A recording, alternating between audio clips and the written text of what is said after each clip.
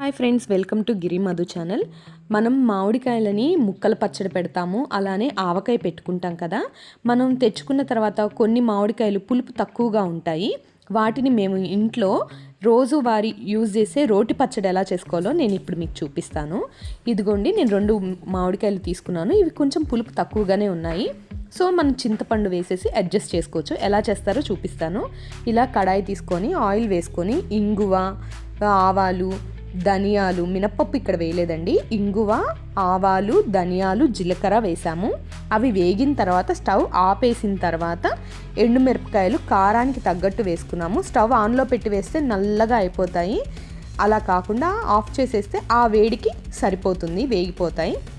ఇప్పుడు రోట్లో నూరుకుంటున్నాము. మేము మ్యాక్సిమం రోట్లోనే నూరుతాం పచ్చళ్ళన్నీ.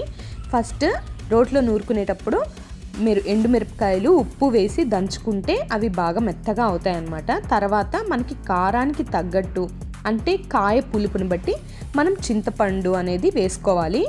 చింతపండు వేసుకొని చింతపండు కూడా దీంతో పాటు నూరుకుంటే సరిపోతుంది. తర్వాత ఇంగువ కూడా వేసి నూరుకోవాలి. ఇదంతా అయిపోయిన తర్వాత తాలింపు మనం పెట్టుకొని ఉన్నాం కదా, దీనికి మళ్ళీ సపరేట్ తాలింపు ఏం అవసరం లేదు. ఆ తాలింపు వేసి నూరుకున్న తర్వాత మనం కట్ చేసి పెట్టుకున్న మామిడికాయ ముక్కల్ని వేసి ఒకసారి కచ్చాపచ్చాగా నూరుకుంటే సరిపోతుంది. మన పచ్చడి రెడీ అయిపోతుంది. మేము ఇట్లా ఇంట్లో చిన్న చిన్న జాడీలు అనేవి ఉంటాయండి మా ఇంట్లో. ఎప్పుడు మేము జాడీలనే యూస్ చేస్తాం మ్యాక్సిమమ్. సో జాడీలో పచ్చడి తీసేసాను. చూడండి, పచ్చడి అనేది రెడీ అయిపోయింది.